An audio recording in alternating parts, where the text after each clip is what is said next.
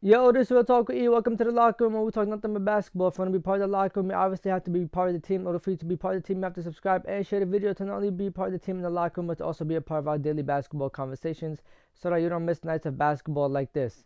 Now, yesterday in the league, there was a lot going on, but not really at the same time. It was 6 games going on, and I think like 3 of them were mid. One was shocking to me, and the other two we'll talk about. First things first, let's talk about the Grizzlies and the Mavericks.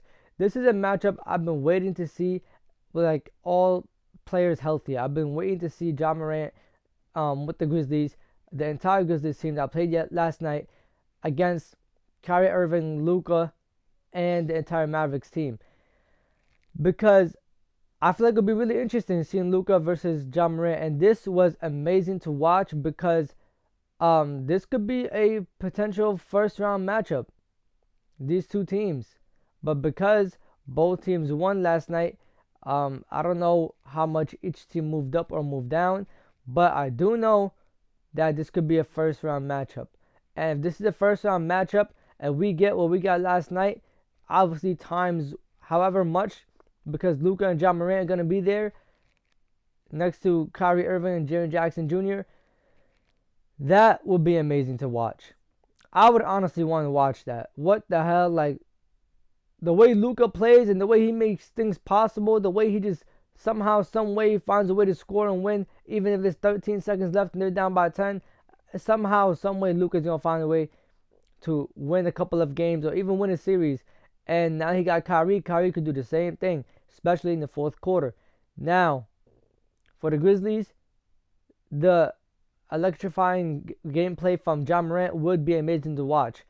But let's go ahead and talk about our game of last night. To start off the game, we had Jaren Jackson Jr. He had a couple of buckets to start off the game. I believe it was like one or two. The entire Grizzlies team is scoring. The Mavericks are scoring. But in the first quarter, Kyrie was doing his thing. And surprisingly, 37% of the Mavericks shots in the first quarter were coming in the paint. That's insane to me because that means it was 63% threes. But the game was still close, and they forced the Grizzlies to have to shoot from beyond the arc, which lately the Grizzlies have been struggling from shooting at the 3-point line. I mean, they have a couple players who have been doing decent, but as a team, they've low-key been struggling from the free throw line and a little bit from the free throw line as well. So 3 and free throws they've been struggling from, and the Mavericks in the first half did a really good job at forcing them to have to go to the 3-point line and take shots from there, and they had the lead. We get to the second quarter, the Mavericks still playing the same way, still playing defense, and I believe with like 9 minutes left in the second quarter, we are tied. This game is super close, and it's back and forth, back and forth, back and forth. At a certain point, I believe Christian Wood hit a 3, and then Jaren Jackson Jr. hit a 3 right back in the third quarter. Because when we get to the third quarter, now it gets a little more intense. Now it's back and forth, but now the Grizzlies are applying pressure. Now the Mavericks defense is starting to get exposed, and Jaren Jackson Jr. hits a 3. A couple of Grizzlies players hit a 3, and not only that, their main guys did decent last night.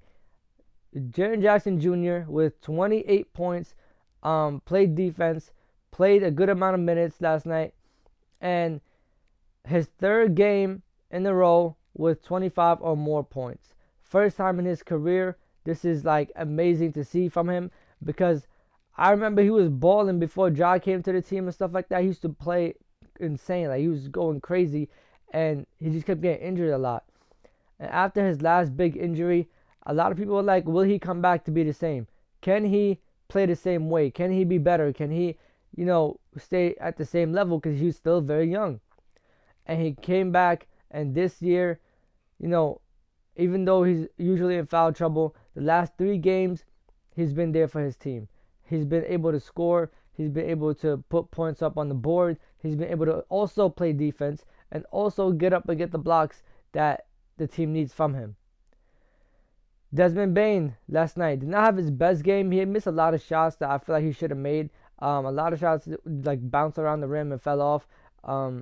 It just felt like he was having an off night that night, and it happens to the best of us, bro. Like sometimes you just throw the shot up like every other time, and it just doesn't fall in. The rim just not accepting it. But sometimes you throw the shot up and they all go in, and you're like, what's going on? How the hell do I have 40 points? I'm taking the same amount of shots that I was taking last night, and I had 17. It just happens. Now, am I predicting he's going to have 40 points in the next game? Nope, not at all. But I'm just saying, like, he had like 17 points last night. He was scoring like in spurts. Like, there's like, in each quarter, he had like 2 or 3 possessions where he just scored a couple of times. But when it came down to the shots that he usually makes, the running down the shot clock, give it Desmond Bane for a 3, or Desmond Bane just takes a tough shot, whatever. He just not making them last night. He did not have it, and it's fine. It happens. Dylan Brooks, I'm not gonna lie to you, I actually liked his defense last night, but his offense was kind of off to me. I didn't really like it, but he did not need to play offense. It was another player on the Grizzlies who I have not been giving credit to the last couple of games, especially since Ja Morant been out, and that is Tyus Jones. Tyus Jones has had multiple games with 5 or more assists without a turnover.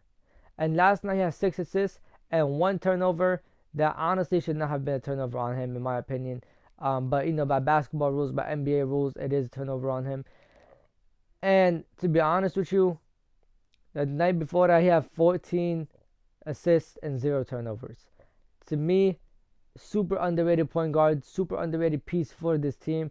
I don't know if the Grizzlies fans and stands actually appreciate Tyus Jones as much as they're supposed to, or do they? I don't know. Yeah, let me know down below, because I've been trying to figure that out. Tyus Jones is super underrated, especially every time Ja Morant goes out. He comes in and he makes an impact instantly.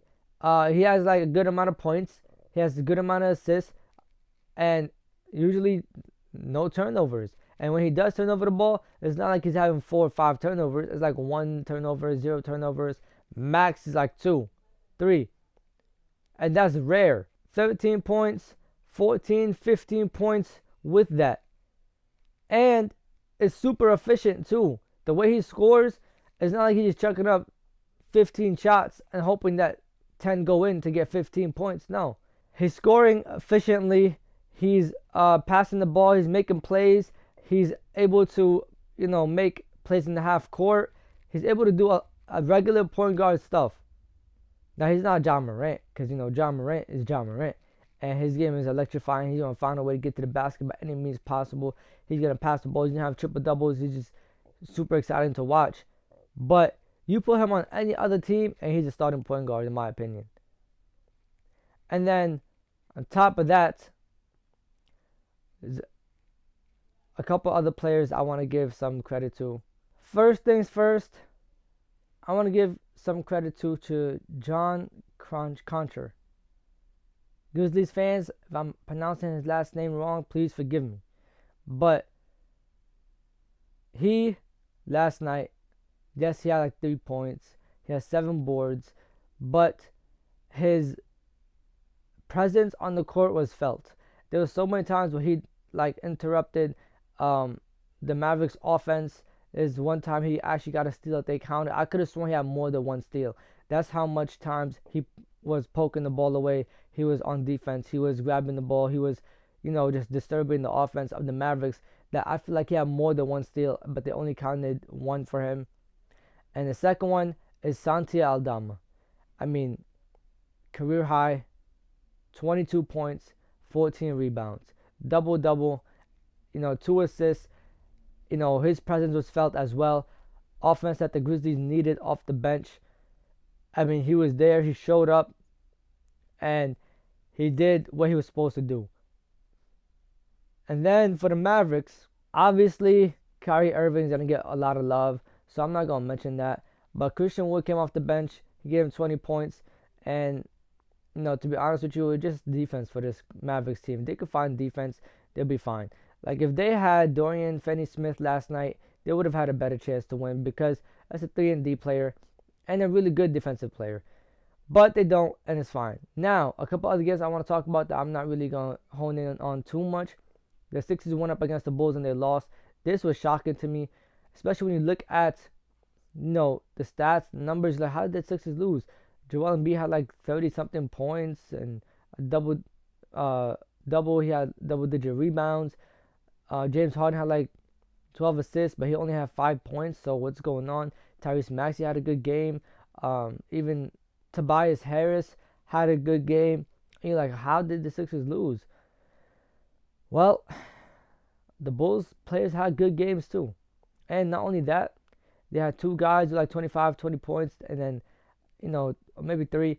And then everybody else had a decent like 10 points, 11 points.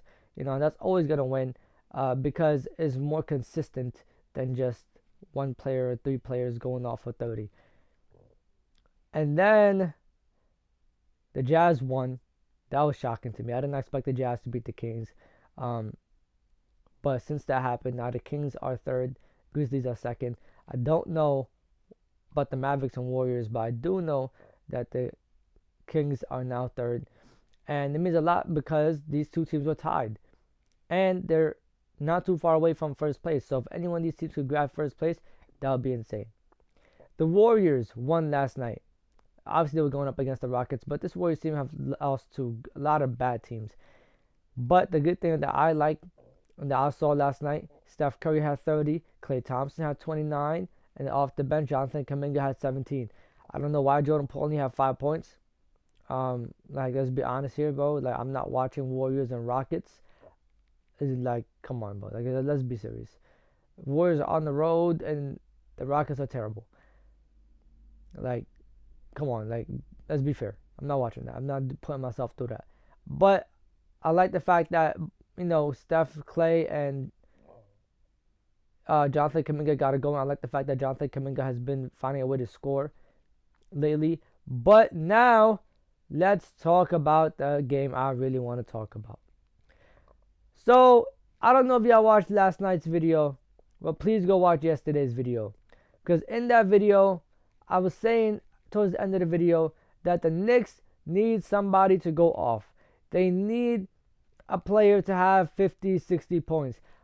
Us New York people, we tired, bro. We are tired of people coming to the Garden and putting up 50, 60 points. And it's none of the Knicks guys. Not a single Knicks player. Like, do you know that the most points by a Knicks player in the Garden was 61? And that was Carmelo Anthony? That was Carmelo Anthony. That has not happened since he's done it. And yesterday, finally, 1, Jalen Brunson is back. But 2, Julius Randle went off for 57 points. He had 52 going to the 4th quarter. Now, I don't know why they didn't just let him ball hog. They knew they were going to lose anyways. But the part that gets me so mad is that 57 means nothing. Because the Knicks lost to a Timberwolves team that had no Karl Anthony Towns, no Anthony Edwards. How did they lose? And they gave up 140 points. Timberwolves are not even the best offensive team. And I know that the Knicks defense is way better than that. So how did they allow 140 points and lose to the Timberwolves without anybody? Because now it makes it look like, and it probably was, Julius Randle just ball hogging and chucking up shots because he was hot. And Knicks lost. I'm tired, bro. I'm just tired. Anyways, yeah, before I start chatting and really going off, it's time for y'all to let me know what y'all think down below. Like, comment, subscribe, and share. This is Real Talk with E, and it's time to leave the locker room. I'm going to catch y'all. Safety. Knicks blow mines. Irving puts it up. It's good. officials have to review it. And the Lakers win the game. Banks it in. He banks in the three to win it. Good! That's why he's NBA All-Defensive Team. Adebayo, sky high with the block and rejection. This is for the win. Got it. Wow.